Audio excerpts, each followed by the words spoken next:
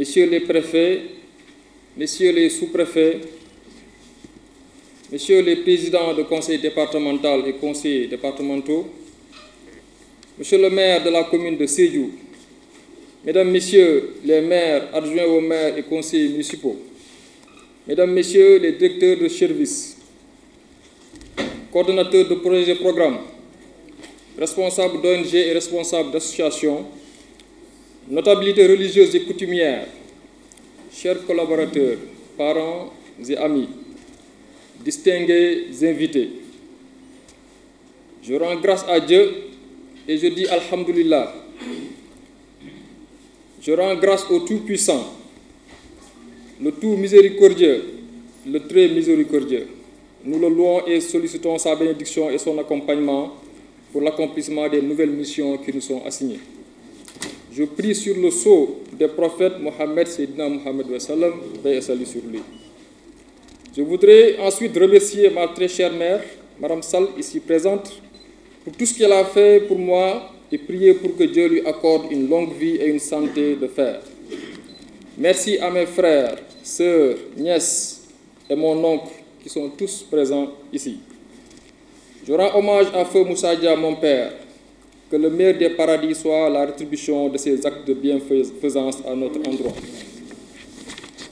Mesdames, Messieurs, par décret 2024-1619 du 7 août 2024, Monsieur le Président de la République, Son Excellence Bassirou Diomaye Diakhar Faye, m'a nommé gouverneur de la région de Sédhiou.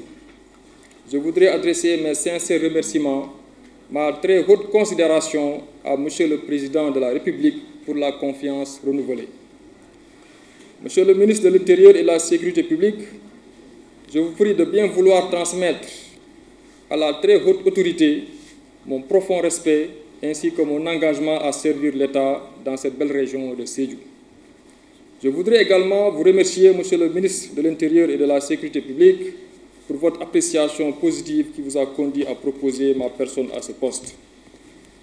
Mesdames, Messieurs, l'article 1er du décret 72-636 du 29 mai 1972 modifié relatif aux attributions des chefs de circonscription administrative et chefs de village dispose, je cite, « Le gouverneur est le délégué du président de la République dans la région. Il y est le représentant du gouvernement.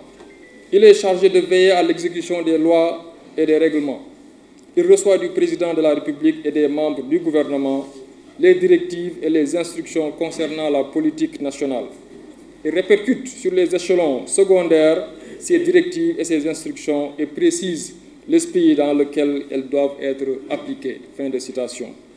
Au terme de cette disposition, il est à relever que l'autorité a conféré d'importants pouvoirs au chef de circonscription administrative régionale, qui est appelé à disposer de toutes les qualités humaines et compétences professionnelles requises afin d'atteindre ses objectifs dans le cadre de l'administration de la région, notamment de la coordination de l'action administrative et de l'exécution des politiques publiques au niveau territorial. Pour y arriver, nous privilégierons la concertation, le dialogue, l'implication des acteurs, parties prenantes, bonne volonté, personnes, ressources, afin de maintenir la vocation de notre administration, qui est une administration de développement. En effet, mesdames et messieurs, notre administration doit être une administration au service de ses usagers et à la disposition des pouvoirs publics pour la mise en œuvre au niveau déconcentré et décentralisé de la politique définie par le chef de l'État. Dans ce cadre, nous saurons notamment compter sur l'engagement des services déconcentrés de la région et veillerons à leur fonctionnement régulier afin que la performance soit de mise à tous les niveaux. La question sécuritaire ne sera pas en reste, car il s'agira pour nous, en rapport avec les forces de défense et de